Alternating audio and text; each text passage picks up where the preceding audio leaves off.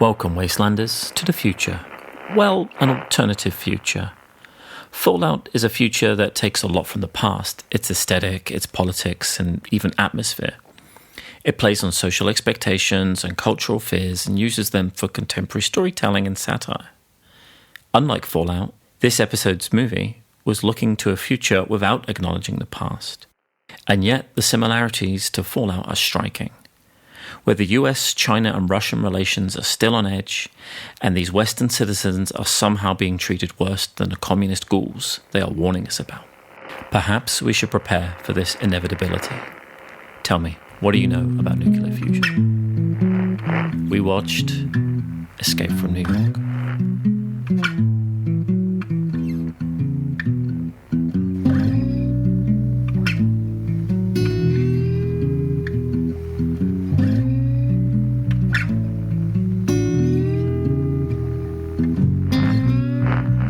Hello, everybody, and welcome to Pod Never Changes, the podcast where we watch a bunch of movies and we ask the question, how Fallout was that movie? I'm your host, LJ, and I'm here with none other than Ricky. Hello, Ricky. Hey, LJ, how are you?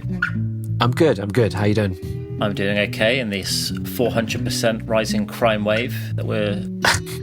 I know, yeah, walled off New York City, all of that. We can hide away. That's it, madness. Yeah, this week we've got Escape from New York. We're going to be watching it. Well, we've watched it already. We'll walk through it, and we're going to be racking up points in our great system to work out what is the most Fallout movie of all time and how Fallout Escape from New York actually is. That's a great rating system, like the special rating system in Fallout.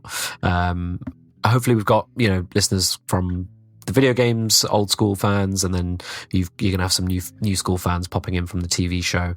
We'll explain a little bit of lore as we go and a little bit what we're doing when it comes to the Fallout universe. Yeah, we really like the TV show, but we want a movie, so we're looking for a Fallout movie. Yeah, exactly. Great. So, how are you feeling about the film? I've previously watched it many times. I was just happy to have an excuse to watch it again. Yeah, it's been on my list for a long time. Like, you've turned me on to John Carpenter films over the years, but this is kind of like his quintessential one, right? I'd say maybe that and The Thing, probably. Yeah. So it was definitely good to finally check it off my list. But yeah, so we'll be running through a little bit about the film. Running through the plot in excruciating details, try and pick out all of the Fallout bits to it, and a little bit of a twist where we will pick out what we would do to Fallout to mod it to make it Escape from New York themed in some way. So a little bit of that.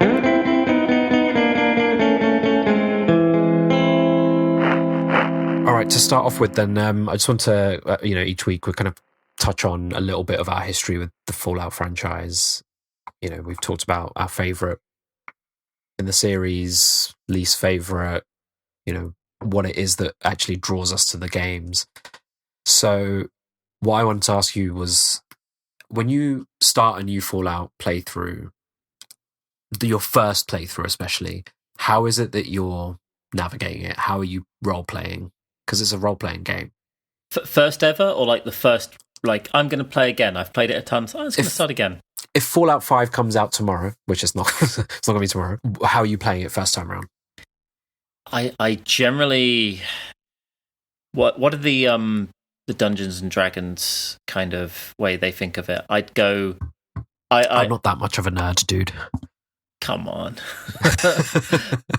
But I'm not that genre of nerd, fine. It's lawful good. I think, sadly, is where I go, rather than say chaotic, neutral, or whatever. I generally go the good route the first time, I think. Yeah. I will not detonate the bomb. I probably will kill... Is he called Tenpenny? Highpenny? That jerk? Tenpenny, yeah. Yeah, I will likely do those things. I probably won't steal, because you see the option, you go, oh, wow, you can steal in this game, and you steal, and people get mad. So it's like, I usually play it pretty positively, but then the second one, you go hard, right? You go the other direction, or Yeah. a little off track. But the first time, I'm lawful good. I want to change the wasteland for the better. What about you? Are you doing that because you're playing as yourself? I think that's what so. I'm doing. I think so. Well, because like, do you make? Well, let me put it this way: when you make a character, do you make him resemble you?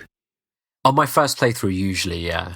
I'll usually, it will be me, and it's just me in the world of Fallout, and I'm making the decisions, and it just so happens that, yeah, I'm also lawful good, probably, right? I think my current Fallout 76 is my first playthrough, and I just made a chick called Bertha. Right. Like, because I wanted to not play as me. I didn't want to create a character like me. So I just created a character, and I was just like, yeah, this will do. Yeah, Raider face paint, why not, right? But even that identity aside, there's still part of me that can't do the sinister stuff. I can't. There's a limit to it, right? Do you know what it is? I think it's when you play through the first time, you kind of you stick to that code, whatever code you have, and then the second time you're like, it's a game, it's fine. I think I can see that there's things I could have got. I would like to get them. But when I'm playing online and there's other human beings involved, I'm like, I can't spread misery. I don't want to spread misery. I don't want to be the guy that, like, hey, nice energy. Poseidon energy is looking pretty good, guy. Well done for clearing it out. It's mine now. I can't do that. That's awfully nice of you, because I feel like that's flying in the face of every other online player ever in any of these games, right? There's fewer. GTA Online is a testament to that. Oh yeah, GTA Online's different. It's weird. Like GTA is like online is the wasteland. You know what I mean? That is like I think if you play a Fallout game, you can be like, no, I'm going to do the good stuff. I'm going to be like a Volty. And I'm going to try and do I'm not going to go evil and start murdering and going bad. So you can kind of do that in Fallout, or you can not and just have fun. In GTA, it's like it changes you.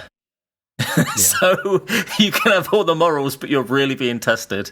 So it's funny. Do you go? This is me. This is LJ. This is my LJ avatar. I'm playing it as LJ first time. Yeah. Yeah, it kind of follows a similar pattern to you, though. Like, I'm playing it as myself, so that there's certain decisions maybe that I'll make different to, generally being good, but for the most part, it'll be a good playthrough. Trying to help people out, blah blah blah, all of that, and then second playthrough, just swing in the opposite direction, evil. Usually not like to the point where I'm just murdering everyone. That'll be saved for like a third or fourth playthrough, where I might just go in and just start, randomly wiping out Megaton before even blowing up the bomb.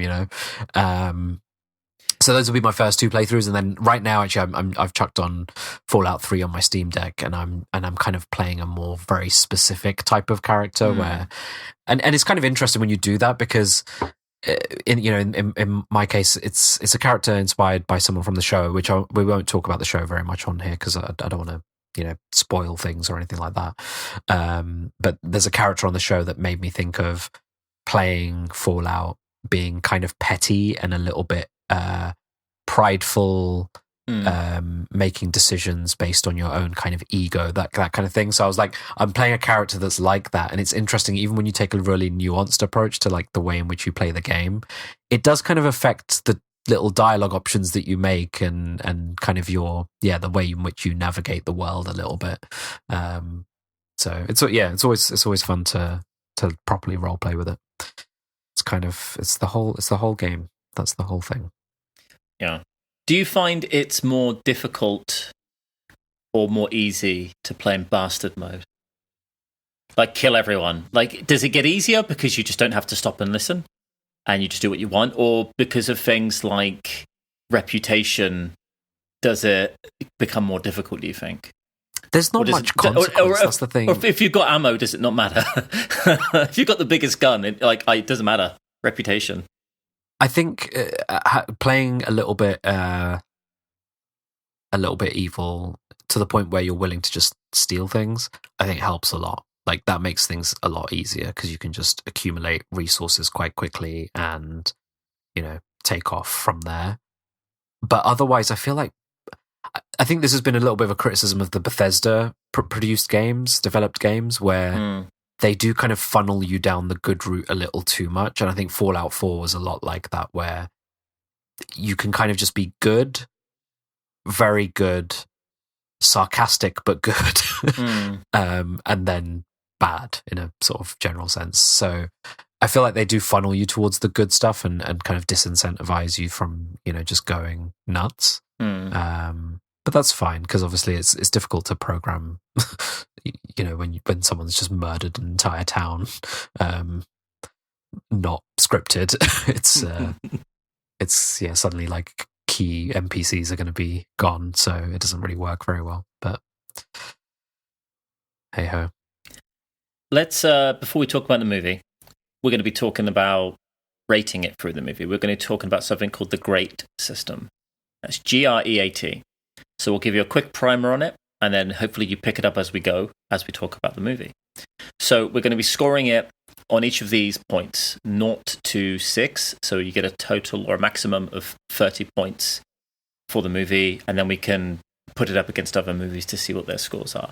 It'll be G, which is for genre, which is the many direct or referenced Fallout genres or plot points, etc. We're looking at some random specifics. So these are things that just pop up and you're going, oh, that's quite Fallout, but it's usually things like behavior and perks, gameplay mechanisms. We then also want to look at things like environment. So this can be the environment in terms of the location, like the wasteland or an apocalypse, but also like lore, that may be similar. Then we have the aesthetic. A lot of this is going to be items in an inventory, so like clothing, even sounds, even an aesthetic in terms of gore. These are very Fallout-looking things that we're looking at. And then we're looking at tribes. Tribes are just groups and people that pop up in the movie. Are they distinct groups, or are they quite like them? Are they raiders, specifically, or are they kind of like raiders? Are they a companion? Is that a dog that you recognize, etc.? These are very Fallout-looking tribes and people there. So again, that's genre, random specifics, environment, aesthetic, and tribes. And so as we talk about the movie, as these things pop up, we'll talk about scoring them and including them. Great. Literally, great. And then we've also got debuffs as well, right? Which is my brainchild. Debuffs. Yeah, tell me about a debuff. So we score a movie and we say, wow, that was really quite Fallout. What happens with a debuff? So, and then we'll find something that, maybe is flying in the face of Fallout. It's so not Fallout that you've got to knock a point off. We don't want to use them. We don't want to use them excessively, because we're kind of digging deep to get these little Fallout points in the first place. So we don't want to wipe them off the table. But it'll be things like Mad Max, very vehicle heavy. Fallout, notoriously, vehicles are literally just decoration on the roads. So that's something that we knock a point off of. If the protagonist is way too chatty, that's not very Fallout, to have a chatty protagonist, that kind of thing. So I was kind of thinking after a couple of episodes we've done, having a buff, because there's some things where it's just like, damn, that's so specific that it needs an extra point. But I know we want to keep things as objective as possible. That's kind of the random specifics, though, I feel. But exactly, yeah. And we've got a 6-point limit as well, right? Yeah, I don't know if you've mentioned that, but yeah, six points per attribute, so to speak. The reason being is that we could have something that has a lot of aesthetics, but then nothing of anything else. So it could be a great Fallout movie for aesthetic, but on nothing else, then it's kind of a bit wonky. So there's a 6 cap on each of these attributes. That way, it can be competitive. So, for instance, we watched The Phantom, which is due to the hubris comics kind of aspect.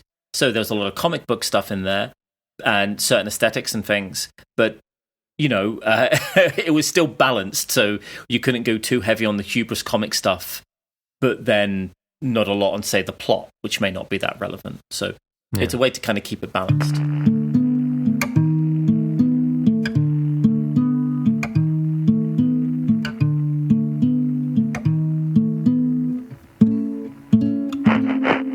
In terms of the film itself, Escape from New York, 1981. John Carpenter the cast. We've got Kurt Russell leading, Lee Van Cleef of the Dollars trilogy fame, Ernest Borgnine, I think is pronounced. Borgnine, yeah. Who plays the taxi driver, Donald Pleasance, who plays the president and is in Halloween. Mm-hmm. Isaac Hayes, Harry Dean Stanton, and Adrienne Barbeau. So that's the cast. Anyone that I've missed that you feel like needs to be called out? No, there's one particular character that pops up. Well, I mean, if we're talking about collaborators with John Carpenter, there is the one guy. Yikes. There is another John Carpenter collaborator in here with an uncredited role. Well, Jamie Lee Curtis. Yeah, Jamie Lee Curtis. That was what I was going to say. That's the voiceover at the beginning. I was thinking of Tom Atkins, who is in Halloween 3, I think. Okay. So, yeah, he's one of the police guys that's talking to Lee Van Cleef. So, yeah, that's the cast. And then we've got a budget of $6 million. And the box office revenue, what do you think it pulled in? 1981. 15? No, it did really well. 50 million. 50, yeah. Sweet. Not bad. So, is that adjusted? No, that's not adjusted. That's not adjusted. That's then and there. And then from a critical point of view, it's positive as well. 85% on Rotten Tomatoes, 77% on the popcorn meter, 7.1 on IMDb, and 3.6 out of 5 on Letterboxd. So did well at the box office. Did well critically. I won't say what I think of the film, but I know what you think of the film. We'll talk about that after we see how Fallout it is. So we get an intro, we get a John Carpenter theme, which is quite a nice, fun little kind of synthesizer one. And then we get the uncredited Jamie Lee Curtis voiceover and some text on screen. So we get a prologue here just telling us in 1988, the crime rate in the US rises 400%. Their solution was to turn Manhattan Island in New York into Manhattan Island Prison with a 50-foot wall around it and landmines on all of the bridges out of it. So it's basically one way in, no way out. And that's side note, yeah, the sort of thing for the last several decades, we would have thought that's absurd. And I feel like now you go, maybe that could happen. Yes. This is being recorded in 2026. Yes, that could happen. Well, that could happen in the United States. It could happen in the UK under Nigel Farage, who knows? But okay, so that happened in 1988. In 1997 is the now. So that's the time this is taking place. So this is meant to be the future, and then the further future, which is now our long past. So it's 1997. We see that Kurt Russell, who plays Snake Plissken, he's arriving. He arrives at the Statue of Liberty island, and the idea of that's the security control. That's the way they send you in to the Manhattan Island prison, but there's no way out of it there. A limo then arrives, and Lee Van Cleef pops out of it. So we're to assume he's a big deal because he arrives and gets out of a limo. He's dealing with a situation. We realize, or we are told, that there is a plane in New York airspace. We find out then it is Air Force One. The president, played by Donald Pleasance, escapes the plane in a pod with a briefcase cuffed to one arm and in a tracker on the other arm. The plane crashes. The pod deploys. Oh, sorry, I'll stop you there because there's a few pieces here. I think right. The pod itself first of all, the president and the whole president vibe, the people that he's sitting with on Air Force One, that feels very pre-war Fallout politics. Like the president is slightly, I guess, over the top, little cartoonish, maybe. Like the whole vibe is very pre-war Fallout. The pod that he gets into looks like it's straight out of the video games. Yeah, he's got a device on his wrist. I didn't want to mention that because I did think, like a little Pit Boy, but then maybe not. But yeah, maybe. Yeah. So there's a few things going on. Are you going to note them down? So if we're looking at scoring right now, I'd say the pod is aesthetic. Yes. would you say the president is kind of more law, which is environment? I guess I would put him. Where did I have him? I had him, I think, I had him as a tribe. There's it could be tribe. Yeah, I was thinking. Yeah. I see. My thought here is there's one pod to escape in, and you see maybe 20 people on the plane, and they say put him in the pod, and as the lid is closing, he says something along the lines of, "God save me and watch over you all." And good luck, guys. Like, they're all sacrificing, and he knows it's happening. He has that privilege of jumping in the pod and escaping. And I swear there's a couple of presidential bunkers that you find in Fallout games, right? There's always these little bunkers where the president or some important person has gone to. And so I feel like that has more a lore vibe, but we could talk about that. We'll make a note and we'll go there. And then the only other thing to note was just, it's not really very Fallout specific, but it was just like when Snake is coming into the facility,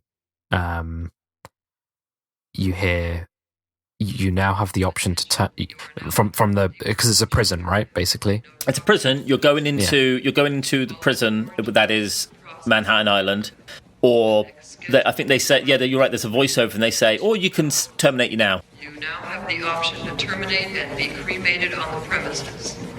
If you elect which was just like, again, that is humor. That's very Fallout humor, right? Yeah. Like, it's you can either go to prison or you can just die right now. I'd say throw it in somewhere. Yeah. So the plane's crashed, the pod's escaped, Lee Van Cleef, and again, we don't know who he is yet. He flies a team into the island to rescue the president, but he's already been grabbed by what looks like a gang. They threaten Lee Van Cleef they're going to kill the president if they don't leave in the next 20 seconds. They show them a finger that belongs to the president, and it's got his ring, so they know they're not messing around, and they leave. The guy that comes to talk to Lee Van Cleef, I believe he's called Romero, and I love this guy. One, he's got like JRPG hair. Like, it doesn't look real. Like, it looks like it's Dragon Ball Z or something, right? It's so upward and stiff and stuck there. It's amazing. But he's the most Bethesda NPC, because you hear him laugh, they look at him, he then walks over to them, stops, he emotes, stops, and then he talks. He doesn't talk as he walks. He doesn't gesture or anything like that. He has to do it one at a time. He loads them at one at a time. He walks over, he stopped. Like, the camera could have, when he stopped, the camera could have zoomed in on him, right? While he then, after he gestures, and then he talks. He's such an NPC. And he does it later. Like, he does a taunt or an emote or something. It's also a little bit Final Fantasy VII as well, in my mind. But his hair definitely is as well. Yeah. Would we put him as in the tribe section, or is that random event because it's so specific? I feel like the way he moves is one thing, and then we can put. I think we're more looking at the way that he acts than anything else. I think, rather than his aesthetic. His aesthetic is, a guy living in an open prison. But his behavior, it was so Bethesda to me. We're now back on the Statue of Liberty Island, which is again the security control place. Lee Van Cleef, we learn he's Police Commissioner Hawk. He's pulled Snake from going into the prison yet, and he makes a deal with him to sneak in and to rescue the president. And after a bit of bravado, he reluctantly accepts. There's some fantastic dialogue here, by the way. There's some really funny bits, some really understated bits of dialogue from Kurt Russell. My favorite bravado ever. Like, it's so. I'm guessing you liked what I like. When I'll say what Lee Van Cleef's Hawk says, and what's his response when he says, "I need you to rescue the president." Wait, hold on. Wait, I'm just finding the scene. He's like, I need you to rescue the president. I don't think I took note of the line. He says, president of what? It's such a good line. It was an accident. About an hour ago, a small jet went down inside New York City. The president was on board. President of what? That's not funny, Pliskin. And then he continues to try and get him to convince him to go in. And then he just goes, get a new president. Like he's so bored of the conversation. He says, get a new president.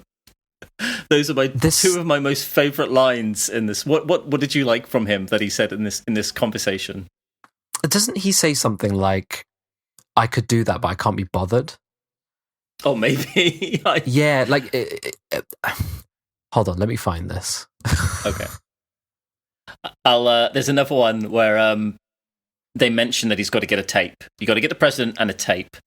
And then he says, what's on the tape? And then Commissioner Hawke, Lee Van Cleef Hawke, says, You know anything about nuclear fusion? All right. like, yeah, whatever. He's so his whole vibe is very unbothered, yeah. That I did also notice looking at that scene as well, you've got a whole loadout of weapons as well, right? We'll get there. We'll get there. So interesting. Okay, there's maybe in this dialogue when Hawke meets Snake. It's Hawke H-A-U-K, by the way, not H-A-W-K. Maybe that's two on the nose. But when Hawke meets Snake, he has a piece of, a folder, and he reads out Snake's credentials. And it reminded me of Fallout 4, where you're creating your aesthetic, great, you're choosing man or woman, how you look and all the rest. And then you walk into the living room and there's news on the television, and then the guy comes to the door going, hey, are you going to sign up for Vault-Tec? Around that, you can walk around and look and inspect the living room that they're in. And it's like, oh, yes, here is your medal for war stuff. And then also then it's like, degree, like maybe a law degree or whatever. And you can see all of like, yeah, okay, yeah, you're trying to tell us that this is a very capable person. And it's kind of the same here, right? Where you get it's a bit of a trope, right, in movies where you have, like, you probably get this in Rambo or different, maybe in every Rambo movie, there'll be a point where somebody reads out everything Rambo has ever done. Yeah. And you kind of get that here, right? But I thought it was very Fallout 4 specifically, where why didn't you learn about your own credentials and why you're going to survive? That kind of thing. Yeah. So you're right. So he agrees he's going to go and get the president. We then take a look at the equipment that Snake has for the mission. The most distinct weapon is he has a Mac machine gun, like a mini machine gun, with a ginormous suppressor which doubles the size of the gun. So it's no longer a small one-handed machine gun. It's incredibly long. And then a ginormous scope on top of it. So it looks like it's a bigger gun than it is. It's not very Fallout, I have to say. It is modded up. It is hella modded, which is very Fallout. But the gun itself is not very Fallout, I don't think. He also has a Smith & Wesson with a scope, which is a little bit more. It's actually a bit like the humongous gun with a scope that we saw before. It's funny, before Fallout, I never really noticed handguns with scopes.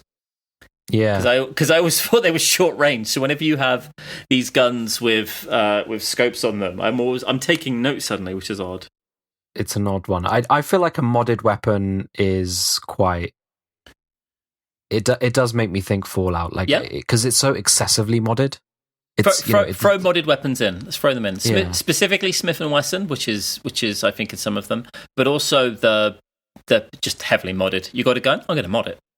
It also it has a strap, which would be like plus agility, right? Or even just the aiming speed would be faster, right? If you've got a strap on it.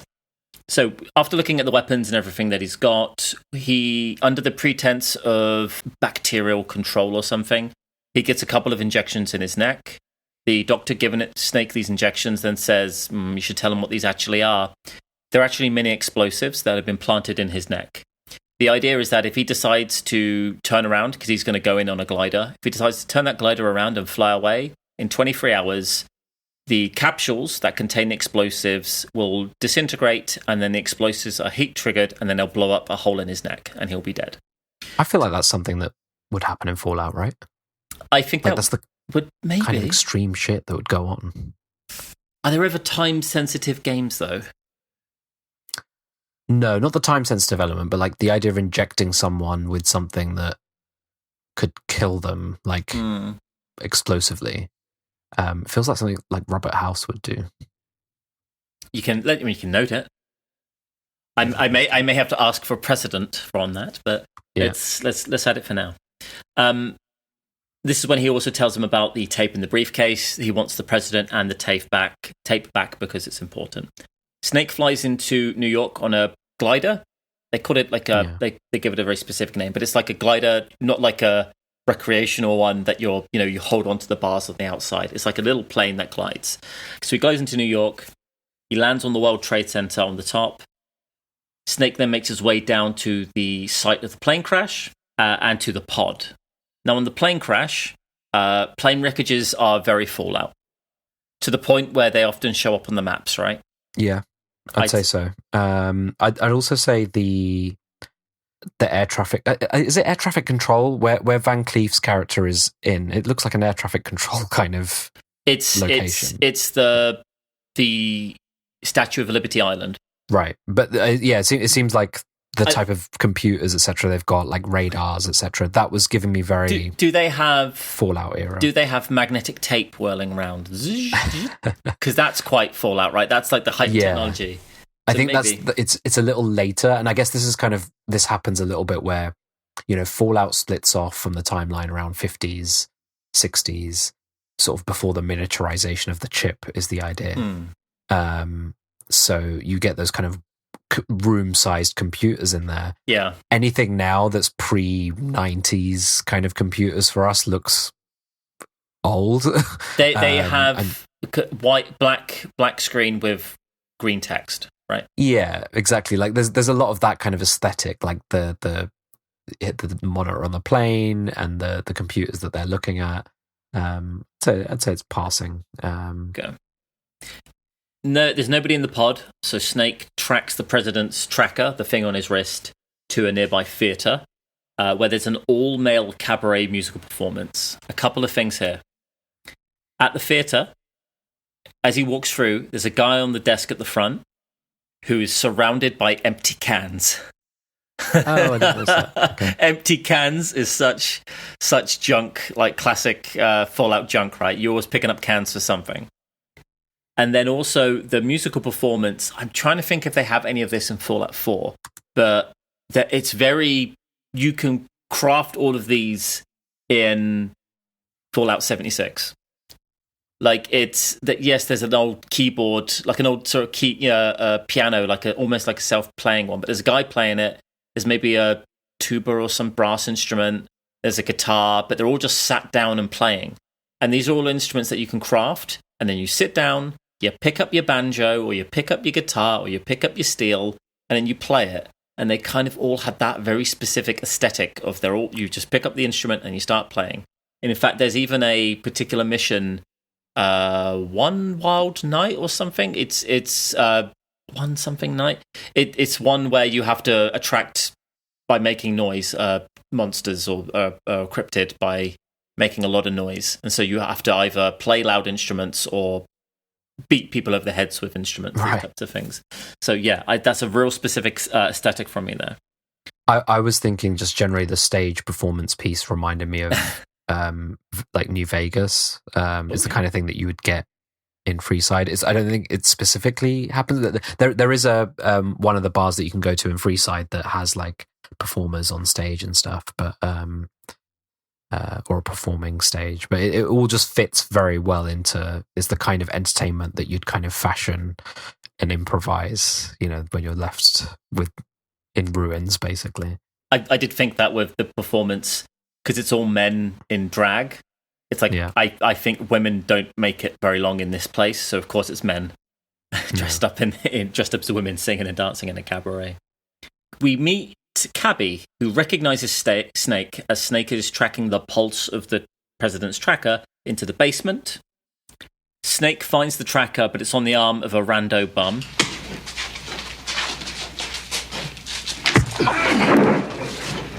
Mr. President. I'm the president. Sure, I'm the president. I knew when I got this thing, I'd be president. He calls Van Cleef Hawk and tells him the president is dead. Someone's had him for dinner. Hawk basically says, TS, keep going, find him. Snake then returns to the streets to inspect the escape pod, I think is what he's looking at. At this point, people start emerging from the sewers. So Snake takes cover in a derelict diner / chock full of nuts, which I looked up. It's a coffee brand based on these cafes, these restaurants, like where you can get drinks that were very New York specific. So a chock full of nuts is very New York specific, but it was also a diner. And diners are really Fallout, right? Like, I was thinking when he was in there, I'm like, oh yeah, you can just sit down in one of those little things there. Is that an aesthetic, or is that? Would you say that's? Yeah, I think we can put that down. It's quite general, but yeah. Okay, there's a woman hiding in the dark here. They kind of talk and converse. They say, if you keep quiet, the guys on the streets won't notice you. Just hide. He asks her something like, "Are you from around here?" And she remarks, "Skulls? Are you kidding? I'm with the Turks now." I thought that gangs and having gang names was very, very Fallout, but also the Turks. I don't know. Is that a gang? I know there's the Khans, but there's something about the Skulls and the Turks, which is very Fallout New Vegas to me. Yeah. I don't know what she's specifically referring to there, though. Like, it's just... They're just gangs. They're just gang names. Yeah, just a gang. Yeah. I'm not with these creeps. I'm with the Turks now. Yeah, we don't know if we don't meet the Turks. I don't believe at any point. We also then we get the first of a recurring remark, which is she recognizes Snake and says, "I know who you are, but I heard you were dead." This pops up a number of times, and it's just a fun little joke of people recognizing Snake and going, "I know who you are, and I thought you were dead." What is he actually famous for? Because it seems like, everyone seems to know him, but I believe it's maybe a bank robbery, because that's what Hawk was saying when he was giving his army, credentials, saying you did this, you did this, you did this, and then maybe failed bank robbery or something. So I think maybe it's a post-Vietnam remark, like in Rambo, where you did all the dirty work and then people stopped caring about and then you had to do bad things to survive. The skulls start surrounding Snake. The woman gets pulled through the floor. Snake escapes down an alley and then is picked up by Cabby in his cab, where we hear two great points, I think, for me. That's where we hear him listening to some big band jazz music, which is very Fallout.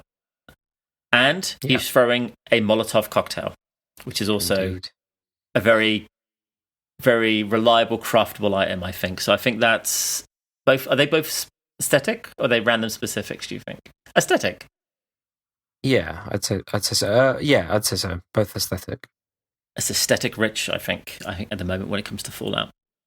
I did also note, like, in the diner scene, you've got the crazies popping up out of the ground. Out of the sewer, yeah. Oh, they're pulling out down from below. Yeah. And so, like, it kind of gave me, like, the way mole rats will pop up out of the ground in Fallout 4.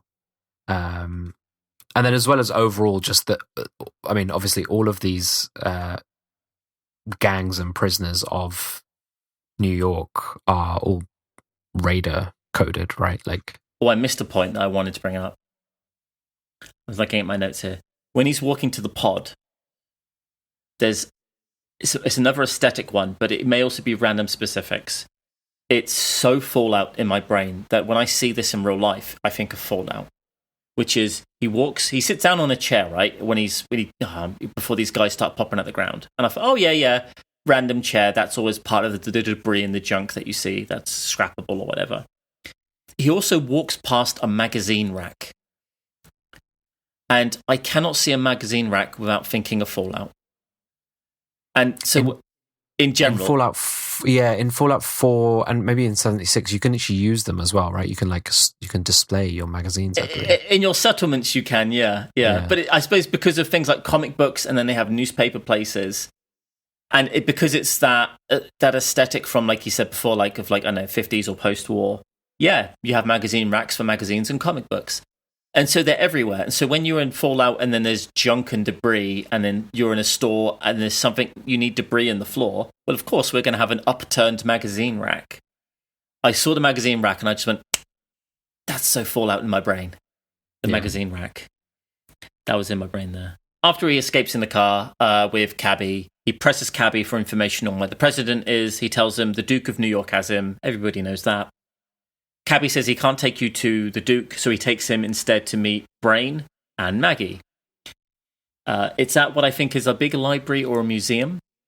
I had the library down as a Fallout piece because it's kind of repurposed old building. Yeah. You know, I feel like it's the kind of thing you'd get in like in Boston, in the Boston wasteland, right? Yeah, exactly. Or Fallout 3. I think those two especially just have like those historical buildings that are kind of repurposed. Yeah, that's a good one. There are vehicles in this movie, and it's because they've found a way to get fuel or oil, and we see when we're in the library, Brain has been mining in the background. So we see like one of those pumps in the background just going off there as they're getting oil there. So Maggie says, I heard you were dead. Aha, good joke. That's the second time we've heard it. We find out that Brain and Snake have priors. Maggie is Adrian Barbeau, and Brain is by Harry Dean Stanton. Brain used to work with Snake, and he left him behind, so they've got a bit of beef. Brain says he works with the Duke, and he tells Snake that he'll take him to the president. We learn that they are planning to remove the mines from the bridge because they've got a map, and they're going to march across using the president as a human shield and demand to be let off the island. That's the Duke's plan, and that's why he needs Brain, and that's why he wants the president. The Duke comes to see Brain for the map so that they can cross the bridge. So Snake and Brain and Cabby and Maggie all hide. The Duke's here with Romero. Again, that's the guy from before. I really want to just notice here, or mention here, the Duke's music plays, or what is called The Duke Arrives on the soundtrack by John Carpenter. And it's one of my favorite John Carpenter soundtrack pieces because it's just so basic, but it's just so fun. Do you recognize it? No, I didn't, but I like the soundtrack across the film. I'm gonna insert an explainer after the fact as to why I like it. Jumping in here now with the first sub-episode of, let's call it Ricky Gets Ponzi. In this sub-episode, I'm going to talk over the top of The Duke Arrives by John Carpenter, but arranged for MIDI in maybe a misguided attempt to avoid copyright strikes. So we start simply. Eighth notes on the hi-hat, quarter notes for the cowbell, and then the kicks on the chorus. Next we get a tambourine on the offbeats. Now the snare and the kick drum are alternating. And hey, the hi-hat, 16th notes, what do you know? Switching it up. And the bass just plays an E. Now, the rest of the track does develop, but what we've illustrated here is how the small cumulative changes show both control and constraint. The composition feels like an analog drum machine where small changes are being made, but they are limited to the sounds available on that machine. The Duke is pulling the strings and flipping the switches, but only the switches that the state has afforded him. Leave me alone and take care, bye. Okay, so Snake, Maggie, and Brain steal a car from one of the Duke's men, and they make it to Duke's camp via Broadway. And Broadway, as they are driving through, you don't drive through Broadway because there's loads of crazies there, but as they make their way through, we see a head on a stake. That is such a Raider thing. I think sure. The Duke doesn't even go into Broadway. I feel like they're the real kind of Raiders are in there. But that head on a stake was like, yep, it's like being at a Raider camp there. It's also worth noting that Cabby has also ran away because he's scared of the Duke. The Duke's camp is a set of train cars. Is a quick question. Did we ever see train cars in Fallout? I'm trying to remember if you're able to go on them. Yeah, you do. There are definitely like abandoned rail yards, etc., that have them You're on right. there. But then, yeah, you're right. They're not like super prominent, I don't think, as a location. It's usually like the when you watch old things about hobos in boxcars. It's usually a boxcar, right? It's usually, you know what I mean, like an old-fashioned big empty boxcar. It's not normally like a dining car or anything. Yeah, you often get ghouls in those locations, I feel like. Off of memory. Do we want to have that down as would that be an environment? We can put it in for environment. I don't know how strong it is, but we can talk about that later. Brain distracts Duke's men while Snake sneaks in. Snake almost escapes with the president, but is caught by Duke's men. There's just too many of them. Before they knock him out, the Duke meets Snake for the first time, and he says, "Yeah, I heard of you." He then punches him, knocks him out. "I heard you were dead." That's number 3 of that recurring joke. I feel like the Duke generally as well looks, played by Isaac Hayes, looks quite like a raider boss, raider leader. I was trying to figure out if he had a clan or a gang name. And I remember just from looking at the cast list, there are a couple of guys called Gypsy Number 1 and Gypsy Number 2. And so with that in mind, when I look at his outfits, I'm like, maybe are they gypsies? Is that the name of his gang? I don't know. Did you work out? And obviously, you've seen this film a bunch of times. That there's like raider crazies. Are there sub factions of these guys, like different groups of them? You've got like the Duke's gang, and then are the crazies something distinct? Because they reference the crazies as being like the ones that live in the sewers, basically, right? All that underground. I think they're distinctly they're feral humans. The woman in the chock full of nuts says, and this is interesting as well. That's something that's not necessarily explained. They say it's the end of the month, so they run out of food, so they come to the streets to I guess eat people, to do cannibals. So I think I did have food scarcity actually down as well. But does that mean they get sent food in? Do you think? It's not. It's not explained. Like why is end of the month are they out of food? Do they have a calendar? It must be, right, because if it's a prison, it's just different to it just being like there's no people in there. There's no prisoners in there. There's no guards in there, but we'll give you food and you figure it out. Yeah, it must be. So we're now outside the island. We're on the Statue of Liberty Island, again, the control center. Hawk is getting pressure to send in a team, but he's resisting. Pressure is mounting. Snake wakes up with a crossbow in his face at what looks like an old train station, I think. I was trying to figure out what it is, because it's kind of big, and it kind of looks industrial, but then it's also kind of nice in places. So I believe it's like an old train station, and it would make sense given that he's near the train yard previously. He is shirtless. His gun and his gear have been split amongst the Duke and his men. The Duke is using Snake's gun for target practice, shooting and tormenting towards the president.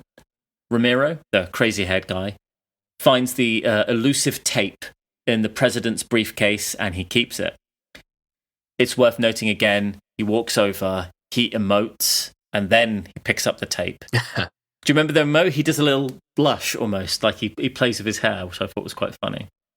And also, is this now, if it's, the tape is now an item for part of the plot, right? It's like a holotape that we need to find and track down. What is it? So the tape is, it's something that they need to play. It's about nuclear fusion. There's a war going on, basically, that they briefly mention. And they need to play it to China and Russia to say, hey, here's the future. We've got energy we can share, is the idea. So there's a summit going on.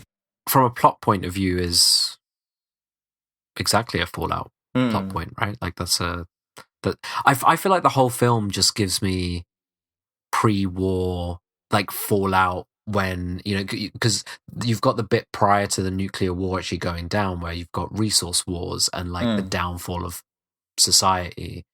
This feels like it could fit like a glove into that part of the Fallout lore. So we're going to say holotape mission is genre, right? Genre, are we saying? Genre? Yeah. G? Yeah. Great. Okay. The Duke wants to press ahead, basically. He doesn't care about the tape or anything. Somebody mentions, like Brain mentions, there's a ticking time bomb. Well, it's not a ticking time bomb, but the idea is that they need the tape because a summit is happening and they need to play it before the end of the summit. So they need the president, they need the tape, otherwise war might break out. The Duke doesn't know about that. The Duke doesn't care about that. He still wants to press ahead. He wants to get across the bridge. He tells Brain and Maggie to go and get your map so we can figure out a way across the bridge. Brain actually, instead, he figures out Snake came in on a glider and he knows exactly where it is. So if they can get the president, they can get him to the glider and they can get out and bargain that way. Hawk thinks Snake is dead, so they start the plan to move into New York. The Duke decides to kill Snake, but he wants to do it gladiator style. So he puts him in a gladiator style match against Ox Baker. Do you know Ox Baker from anything? He's a wrestler. I assume he's a wrestler, right? He's a wrestler. He's a former wrestler. Yeah. If you call a wrestler Ox, it's like when you call a wrestler like Butcher or something. Like, you know, he's great. I think he's most famous for in Cleveland. He kept beating somebody up after a match, and it caused a riot in the 70s, which is great. The gladiator style. You say it's gladiator style. It very much looks like a wrestling ring, doesn't it? It looks more like a wrestling match. It is like a wrestling match, but it is thumbs up, thumbs down, right? It is. Yeah. It is. You are going to fight. Duke is overseeing. Yeah. You're fighting for. Is that a Kaiser thing? Kaiser thing?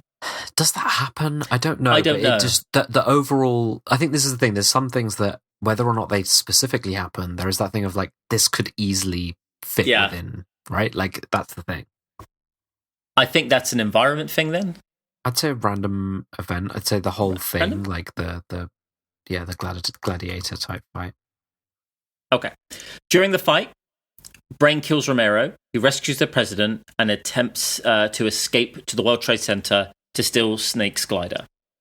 The Duke is alerted of the escape just as Snake kills Ox with a spiked club to the back of the head, and everyone leaves to follow Duke and capture Brain.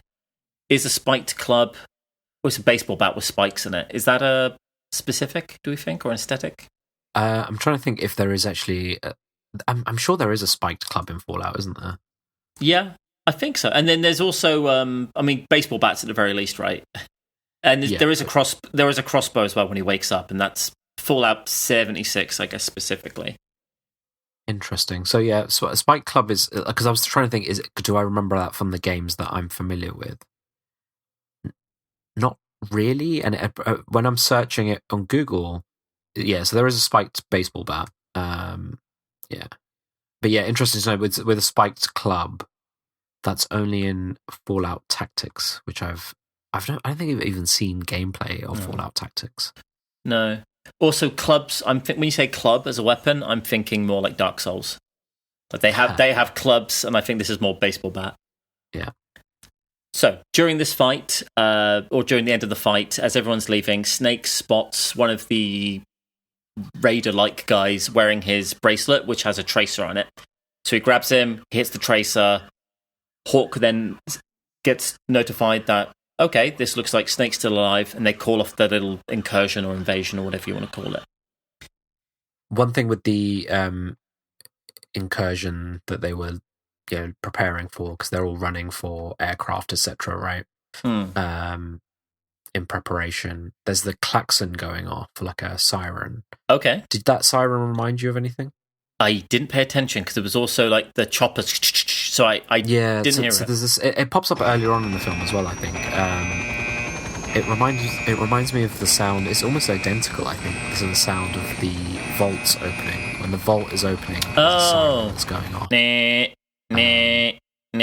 kind of, yeah. Like a warning one, yeah. Maybe. Put it down. So Snake makes it to the World Trade Center. He finds Brain, Maggie, and the president being overrun by the Duke's men, and the glider is then pushed off the building and destroyed, so they need another way out. Also, Brain then says, I swear to God, Plisking, I thought you were dead. I was counting somewhere. I think that's the 5th time somebody says, I thought you were dead. It's the sort of thing that you normally say to the audience, to be like, oh, look, this guy was seemingly dead at some point. Yeah. But when you say it 5 times, it's like, okay. It's a fun joke, I think. Okay, so the rest of this now, I think, is not particularly Fallout-like. So I'm going to go breezy through it, but stop me at any point if you want to bulk it out. Snake is ready to ditch Brain and Maggie, but Brain knows where the tape is. They find Cabby, and all 5 of them head for the bridge in Cabby's cab, followed by the Duke in his car. They can't fly out, so they're going to try and get across the bridge like the Duke was going to do, but they're going to try and get out. Cabby has traded his hat with Romero for the tape. So he has the tape. Snake pockets the tape after playing it. We also hear some of the big band jazz tape playing as well. Don't know what happens to that tape. Brain uses his map to navigate across the bridge, but they hit a mine. The car explodes into two. Cabby is dead. R.I.P. Cabby. There was a moment here which I thought was quite touching, which is the car shoots clean in two. Snake and Cabby are in the front. The other three are in the back. Snake gets out, checks the president is still alive. Okay. He then turns over to look at Cabby, and Cabby is dead, unfortunately, from the explosion. But there's a moment where he pulls him back. He's dead. But you only see Cabby and Snake's arm, and you don't see Snake's face. But there's a pause. And I was just like, he's actually upset. And I thought that would, do you know what I mean? It's just a moment of him. All he's doing is trying to get off this effing island, right? He's sick of this. He's just got to get out, just got to do the mission. And there's a moment where I swear, like, Cabby probably wasn't even getting out with them, and he probably thought, Cabby's not coming. They're not going to let him get out of here, you know.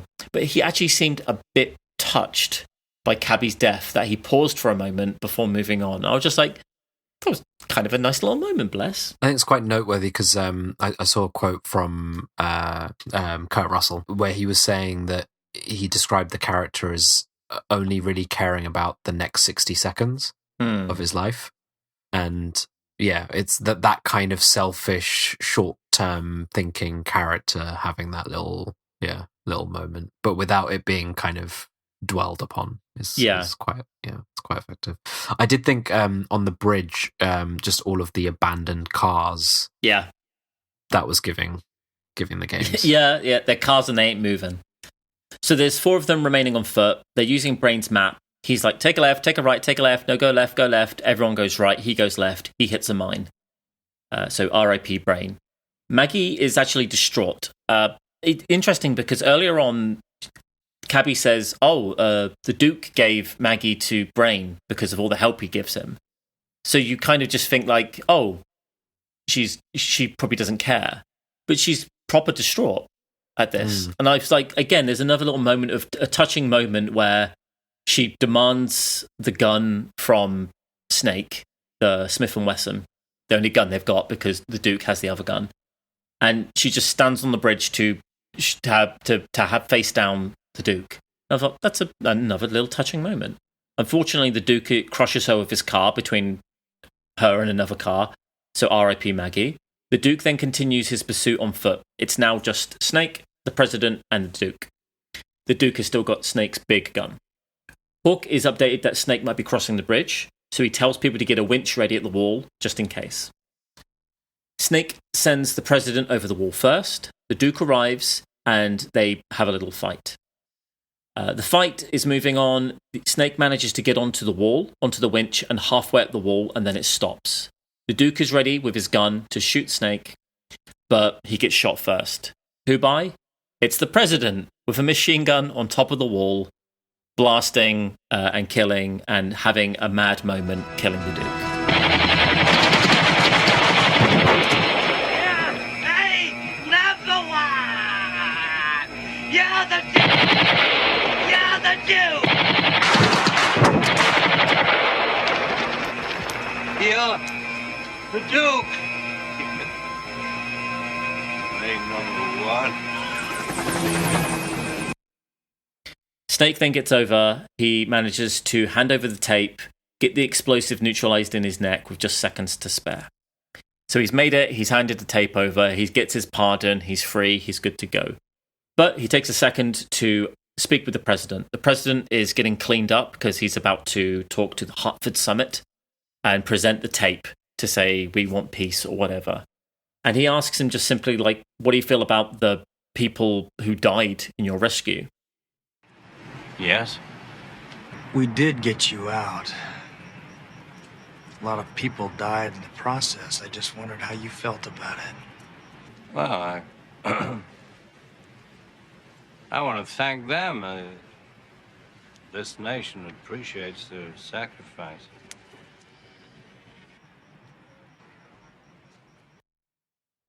Yeah, I thought as much. Apparently, they played the tape, and it's a big band jazz tape. So Snake gave them one of Cabby's tapes. He kept the tape himself, and he destroys it, and he kind of buggers off. The end, effectively, there. Amazing. So the last sprint I didn't think was particularly Fallout, but leading up to that, there's a good old chunk there. There's a lot in aesthetic. Yeah, I think we need to look it over. Yeah.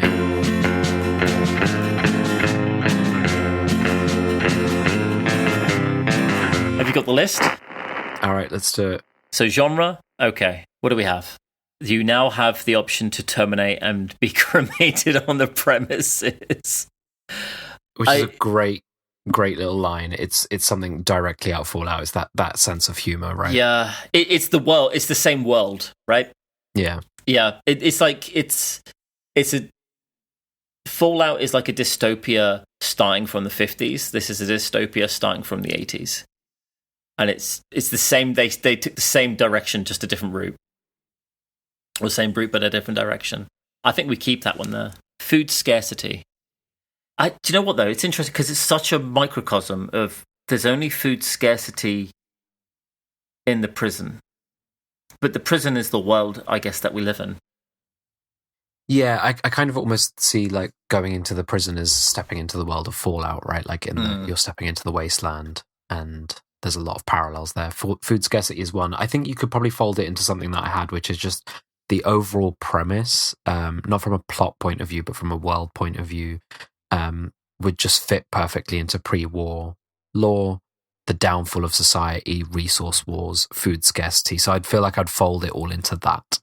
So I guess that goes in with the nuclear fusion part you've got for the next one. Nuclear fusion, survival of humanity, that's in the face of scarcity and so on. So we'd say the termination and be cremated on the premises, nuclear fusion for humanity because of resources. So I think genre we got two, right? Yeah. Sweet. Okay. So random events or random specifics. I always call it random specifics, but random events is fine as well. Presidential. I did have one other one for genre actually. Go for it. It was similarities to the Pit DLC in Fallout 3.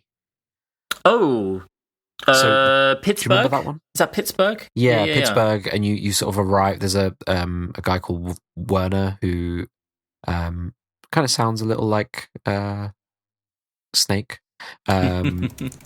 Calls you to the pit, and you kind of arrive as like a slave, basically. And it's not, you're not rescuing the president, but you're going into this walled off place as a slave, in that case, prisoner here. I think it being a walled off environment like that. Yeah, it's open world, but it's very much there's a wall around it. And yeah. I think in Fallout games, it's open world. Yes, you eventually hit a mountain or you hit a fence and you can't go that way, but it's not as quite as oppressive and clear. So I'd go for that. Yeah, pit equals the prison. Yeah, yes. I'd go for that. Okay, let's go back to our randoms. So we got presidential bunker. Was that basically the presidential privilege of the pod and the behavior, right? Where they were saying, we've only got one pod and everybody on Air Force One dies, but the president goes into... Because there wasn't a bunker, I guess, in this, but the idea of the presidential bunker and privilege. Yeah, exactly. I think it's everything there. It's the way they're behaving is in this slightly exaggerated, very patriotic of a certain era way of behaving. The aides, the president, the aesthetic around all of it. The whole package comes across as very Fallout president vibes. Yeah, let's throw that in. There was a good comedy sketch recently talking about how, like, Zuckerberg has like a bunker in Hawaii, and lots of people have bunkers in land in Hawaii that they shouldn't own, but they managed to buy it. Right. And it's their big plan for the end of the world. But then somebody simply said, "Well, when you're getting flown there by the helicopter, let's hope your pilot doesn't kill you. Just take it. And, it's like, and I feel like that. I feel like that's quite a Fallout reality of like, yeah, nice planning, dude. Ain't gonna work. Yeah. Okay. Ramiro. Yeah, he acts like an NPC. I think that's definitely got to be in there, right? For sure. He's so, and it's specifically a Bethesda NPC. Fallout 4 background. So that was where you were talking about the background of Snake's character being exposition. Yeah. Oh, do you know what though? I think it's too. I think. You know what? No. Let's keep it. I was about to say it's a movie trope. It's an action movie trope, but it's one that I think Fallout took. I think they've adopted the trope. I think they said, yeah, you've got to be a badass and you've got to know upfront who you are and why you're able to survive and why you can do all of these great things, right? Because you're very capable. But is that something that is? I think it's very, like you said, it's a broad trope, and I don't know if it's employed so strongly in Fallout that it's distinctively Fallout. In fact, you're kind of for the most part meant to be a blank slate. Now they use those illusions in Fallout 4, and I guess that's one of the things with Fallout 4 where they are a little bit more specific characters. Yeah, but generally you're saying here is you, blank slate. What are your special attributes? Yeah, and you choose them and you set them, and you can choose whether or not you can hack a terminal or pick a lock straight out of the door, right? Or you can convince someone with your charisma. Yeah, exactly. I think that would be the only thing. It definitely it definitely parallels to that specific thing in Fallout 4, but I think that specific thing is very broad. Yeah. Should we say no to that one? I would lean no. Yeah. Let's skip it. I'm going to strike through. Okay. The injective explosives. You quite like this one. Again, it's not specifically in there, but it's the specific thing that might happen. Yeah, it's like it's exactly what. I'm trying to think of because I've been watching the TV show. I'm kind of thinking TV show a little bit, but it's something that a Fallout scientist might do to you, right? Just I could imagine even a random encounter where you just get a scientist who just injects you randomly with something. It's like, oh yeah, you're going to blow up in X amount of time. It's that kind of silly thing. I'm Googling, are there duels? For a different thing here. Okay, no, sorry. Yeah, I would say keep it then. I think I like the aesthetic here. Next, we have the gladiator fight. Are there gladiator fights or duels? I don't think there are. It feels like it should be, but I can't think of a specific one. Can you? Yeah, I think again, it's one of those. I guess this is where a lot of things fit into Fallout. Can we say reasonably, just because something could fit into Fallout, that it necessarily scores a point, I guess. Yeah. Let's come back to it maybe if we want to, when we summarize, I think, on this. Yeah. Okay. I think that's it for random events. I had a couple of others. So I had the crazies coming out of the sewers is like Necropolis in Fallout 1, which I have been replaying slowly. I kind of restarted it recently, restarted my playthrough. And so in Necropolis, you've got the sewer system underneath this ghoul city, and yeah, just the act of like a creature or a person coming out of the sewers reminded me of that. It's not super strong. It's kind of like a. I'll tell you what. Let's double it up. We've got that, and we've got the fact that they're probably cannibals, so they're basically the fiends, right? Yeah. It's plus Necropolis plus fiends. So I think combined, that's a point for that. And then this one I'm not going to fight for adding it as a point, but it was more of a note that there was a point at which someone's hand gets shot off. There's not a lot of violence, but there's violence, but there's not a lot of gore, actually, surprisingly. You know what? I think we had this before. I think limb damage. Yeah. I want to include limb damage. Okay. I think there's precedent for that, so I think limb damage. Okay, all right. is such it's such an aesthetic, but it's also a tactic. And then I also thought that the dialogue between Brain and Romero when he's at the door and trying to get in, was very speech. It was very speech check. Yeah, yeah. But he does that a couple of times. You're right, because when he's distracting them at the the train depot or whatever it is, where they're trying to rescue the president the first time. He's talking to the guy outside, and he's just like, "Hey, yeah, I need to check on the president." And he said, "Well, that's not what my orders are." And he goes, "Oh, so what are your orders?" Like he's trying to convince him. And there's guys looking out the window going, "Oh man, I hate that brain." So he's failing that one. And you're right. Then he convinces him later with that. I think that's one. I think that's a point. Is that a random event, or is that? Yeah, I think so. Right? Or I think so. Well, I mean, we've would that be genre? That's a specific. You know what? I think it's a gameplay element. Yeah, random event. Yeah. Random events. Okay, so that's brain speech check. I love that we random, as per its name, we call it random events, random specifics. Yeah. Really, whatever we want. I think it's random something. We will randomly say as such. Okay, so environments. We got the diner. I think that's such a. I like that one. I probably wouldn't budge on that one. Library repurpose, you said. Yeah, and I would bolster that with the theatre as well. I think it's just that thing of, old world locations either being repurposed or kind of maintaining some level of culture down the line. You get that with in New Vegas, for example. You've got the Kings who, they continue on the legacy of Elvis. There's that little thing of like this is the location, we're going to reuse this for something, or we're going to continue its use in some way. So repurposed locations. Okay, I like that. What about the train? Is that repurposed or is that more distinct? No, I think I'd put it in similar vein to diners. I guess the question is a train very like diners? I get what you mean. That's very Fallout. It's of the era, like from the time, and it's a common then location. Whereas a train is a train. A train is a train, and they turn up or they don't. But even then, the trains are often, like I say, they're more usually box cars, and they're usually on their side, or they've got crates, and you can look at the crates, right? So maybe not train. I did have city street ruins. I think that as an environment point needs to be brought in because it's that it's a lot of debris, and then there's random bits of junk. I think you're right. I think the ruined streets.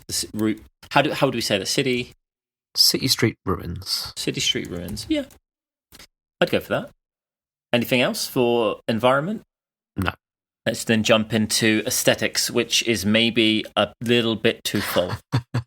So we had the pod, you said. Yes. So I think the pod... Is there anything like the pod? Maybe there is a pod. I think it's more just that it's styled in a way that is similar to how a lot of cars were in that sort of era. It's got that, like Smeg refrigerators. Yeah. It's like that kind of, that type of aesthetic. But yeah, I don't know if there's anything. It definitely reminded me of Fallout, but I can't really tie it to anything in particular. I would tie it in with the random events of the presidential bunker and privilege. Yeah. That, even then, it's scarce and there's only one of them. Yeah. So I'll probably. I think not for aesthetics because I understand what you're saying, but I can't see the aesthetic. Like it should be the aesthetic, but not quite there. We got the weapons, Smith & Wesson and the modded out Mac. It's the modding plus the Smith & Wesson. I think I'm happy with that. Yeah. I think we keep that one. The ATC interface and glider monitor. Is that the black screen with green font, basically? Black screen, green font, and then where Van Cleef's character is operating. It's very computers. Robco, right? It's Robco. Yeah. I'd go for that. Empty cans, I think I mentioned. I can't imagine Fallout without them. But I don't know if it's enough. They don't do anything with them.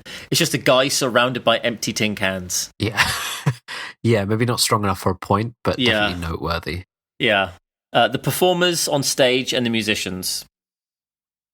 They're very specifically, like I say, craftable in Fallout 76 things that you can get, and there's missions that are these kind of instruments that they have. I think so. Yeah? I think so, yeah. Okay, let's keep it. Yeah, let's keep it. Let's keep it. We got the swing music that you mentioned, kind of the big band, that's rather. definitely a yes. Molotov cocktail, or should we throw that in with the weapons? Or is that distinct enough? I'd say it counts as a distinct point, or maybe it's not strong enough. I don't know, because I think the Smith & Wesson modded weapon is very specific, so I think that can stand on its own. I wouldn't like fold it into an array of weapons kind of thing. Yeah. Here's the thing. No, you're right. It is different to the variety. You can't mod a Molotov cocktail, I guess. So I guess a Molotov cocktail in its nature is a mod, I guess, right? That's true. Yeah. Yeah, I don't know. It's sometimes we debate about these things so seriously, and I'm like, it's fine. It's fine. Let's keep it for now. Let's keep it. We'll keep it, yeah. And let's have any. I mean, we're going to hit a ceiling, I think, on aesthetics anyway, in terms of the number we can go. So there's a couple of thrown together. Okay, we've got the magazine racks, the head on the spike, abandoned cars, and then the previously mentioned empty tin cans. Now, as a group, I feel like these are very specific. I want to throw these into environment. I think take them out of aesthetics, and I think put these into environment as the leftover junk that is still used, or scrap. This junk and scrap, right? So tin cans. Would you be okay with that one? I think so. Yeah. Not that you can scrap a car, I think, unless you've got a mod on you. But I think we'll take them out of here, and the head as well. Yeah. I think the head they on deserve. The spike is that. Oh, this is where it gets a little dicey. Are we moving around points? I think they're things that we noticed, and we just need to figure out where they go. If they do deserve to go in somewhere. So I think environment, for me, the definition of it would be so we've got location, settlements, faults, law as well. So okay, in that case, I would say head on a spike and cars are environment, because they are just part of the environment. They are aesthetics, but they are things that you can't do anything about unless you have a mod where you can scrap everything. They're just there, right? Yeah. So maybe we move them, and tin cans. Okay, which then leaves the klaxon sound like vault door siren. Yeah, I don't think it's strong enough. I think it's a warning, right? Yeah, I think it also is just a little note of like that. It reminds me of that. It sounds exactly like it. Yeah. I think it's notable. Either way, we're kind of maxed out, aren't we? Anyway, we're 5. Okay. Do you want to throw it in to hit 6? No. I think we'd have to question whether or not it's strong enough, I guess. Okay. Yeah. Okay. So let's look at tribes. So again, people and groups. We've got the president equals an enclave president. Yeah, he's very much an enclave president. I think you're right there. He's self-serving and doesn't care about humans. But then again, hey, that could be any American president. Am I right, kids?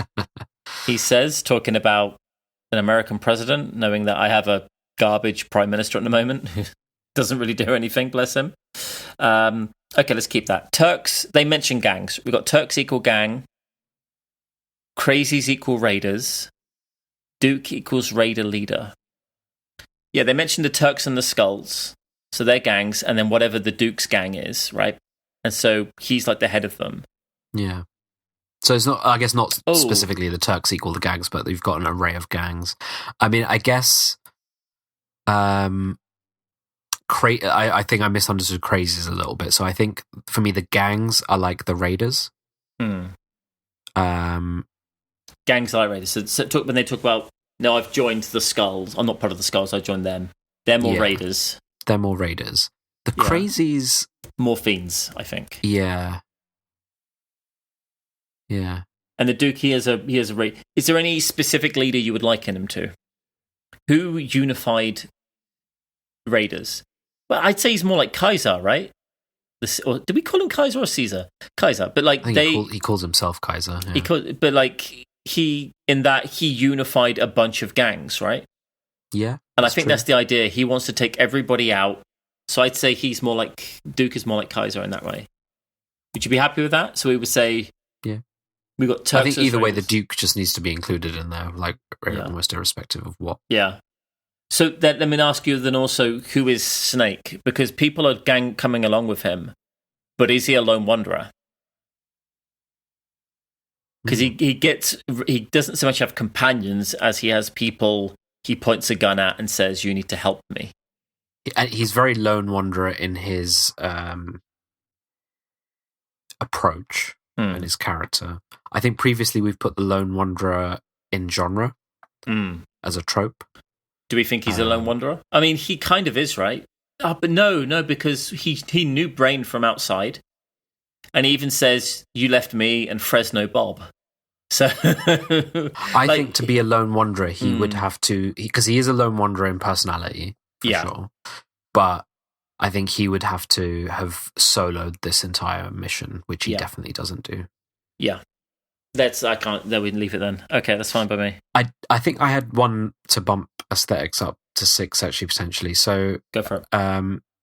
It was just all of the costumes. So the prisoners' costumes, because obviously they've been left to their own devices in this walled off city, they've just kind of repurposed various different random items into costumes.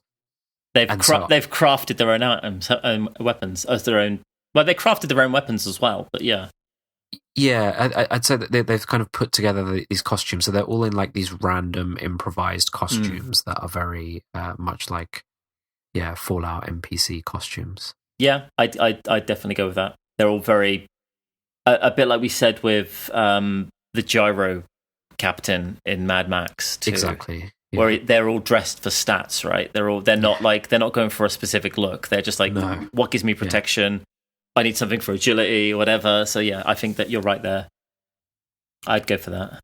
Yeah, Romero's hair is charisma, right? So he can talk. I'd go for that. Well, let's at the moment that gives us a score of 22. Wow, which is pretty impressive. Are there any debuffs? Vehicles is maybe one of them. I would say there's a point where I'm thinking there aren't that many cars, so it's not really a car-centric movie, but then there's a chase. But then it does turn into a chase on foot, so it's relatively irrelevant. There was an option for it to be on foot, I guess. Yeah, I think the Mad Max one was very much because, the entire sort of last half of the movie kind of relies upon a car chase, where I don't think this does. So I'm trying to think if there's any other debuffs that would apply. Honestly, this film kind of surprised me in how Fallout it was. Yeah.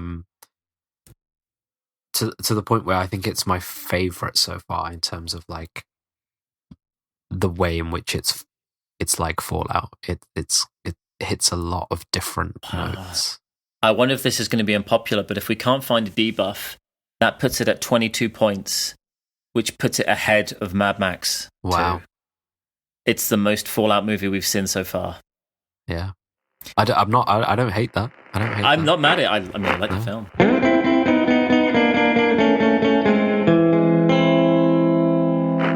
So I think if we're happy with it as a Fallout movie, how about as a non-Fallout movie?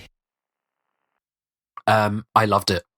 Yeah. It's, I think I was surprised at how early in John Carpenter's filmography it kind of comes. Because one of the things I noted about it is that it's just very visually and atmosphere-wise very cohesive. It just looks great and serves the purpose of what it's trying to be. Like this, they managed to recreate this sort of ruined New York City very well. I was reading a little bit about how he wanted to initially shoot on location, but that would be too difficult, and I think they then filmed it in Illinois, I think it was. Oh yeah. So I think St. Louis, I think it was. Yeah. But yeah, it looks great. Yeah.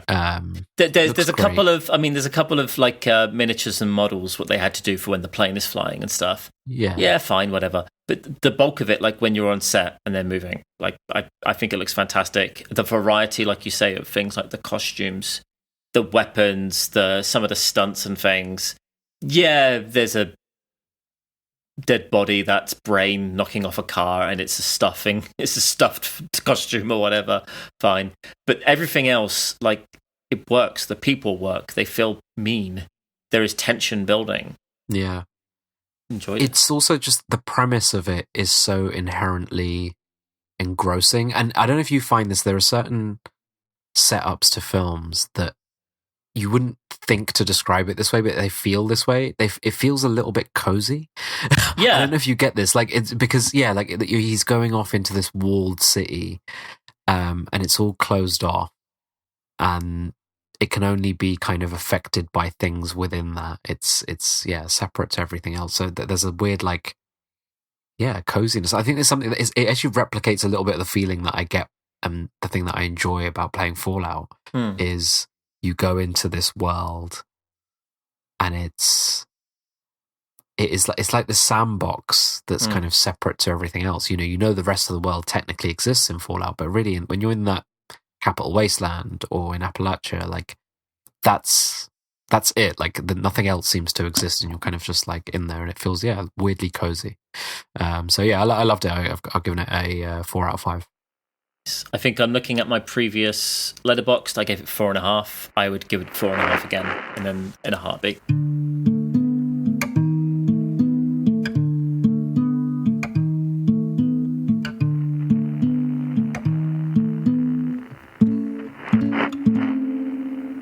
How would you mod Fallout to have an element of escape from New York?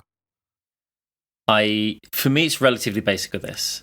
It is no major mission. Well, sugar, maybe you could put a mission in. But basically, it is just getting Snake's gear and his big gun.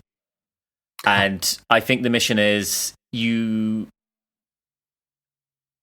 think you've got to work it this way. I think you find Snake's downed plane wreck, his glider. You pick up a tracker beacon. You follow it to the president's pod. Nothing there. Or no, you find it to the pod, and that's where you find a dead Snake corpse. And you can get his gear. You can get his Smith & Wesson modded out. You can get the Mac machine gun with suppressor and scope. Yeah, and I think he's also got a couple of throwing knives and bits. I think that's got to be it, right? That, and maybe you add, I don't know, can you make it playable? Is that enough of a mission, do you think? Would that be enough of a mod mission? I think when you've got to fight someone, maybe you got to, or maybe just fight off raiders. Yeah, like I think sometimes when they add in stuff like that, like I think Fallout 4 had this where they added like small DLC, and it would just be like a weapon or something like that, or an item, and they'd add like a little mini quest, like a little miscellaneous quest. Yeah, you just do one thing. You know, you go to a cave and you clear something out, and you get that. So yeah, I think that makes sense. I think he can get his gun, and I think it's mainly you can't mod it any further than it's already modded, and his gear. You got to get it from his glider or from the pod. Or you got to track it with a little beep beep on the radio, I think. Yeah, I think that's it for me. What about yourself? I think this is one of the ones that, and maybe this goes to it coming across like such a Fallout film more than I was expecting, that I'd want to make a big DLC and a big expansion for it. So, a proper New York one. Well, I think that's the thing, is that do you do it so, does it have to be so in line with the movie? I don't know, but like, well, like the London one, like do you do something like that? Yeah, so I think the pit DLC analogy kind of made me think of it, is trying to recreate that element of, you know, you get injected by something, so you've got maybe a time limit, and time limits they're not unheard of in Fallout. It's just that they stopped doing them. Like in Fallout 1, it is very much your vault is running, the water chip is broken and your vault is going to die. So you have to go out into the wastes and find this water chip. So there is a time aspect there. So it would be, your character gets injected, will die within a certain period of time, and you have to go into a walled off city, and rescue the Enclave president from various different raiders and fiends and whatever else. Okay, I'd be down with that. You could also do something maybe like a mini version in Fallout 76 where there is a prison, and usually there's two missions, right? It's either I'm trying to remember. There's usually a mission that you can go into the prison and do something, maybe find something or like radio tubes or something. But usually it's the Mad Dog Malone has escaped, and you have to go and find him and his gang and kill them and get him back. But there's a prison, and it's a functional prison. You sneak into a prison, maybe they rebuild it so the walls aren't crumbled, and it's functional, and you have to rescue or sneak somebody out, maybe a kind of a mini version of it. Yeah. But it's more like a stealth mission, maybe. Exactly. I think that's what it would be. It would be repurposing the plot of this film, and it can be to whatever Fallout location makes sense for the game that it's in.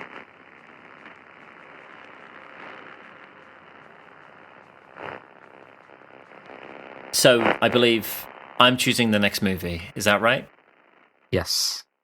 Wonderful. What have you got? So I think we're sticking in the 1980s. I just want to check. So I'm looking at a movie that is available currently on Canadian Tubi for free.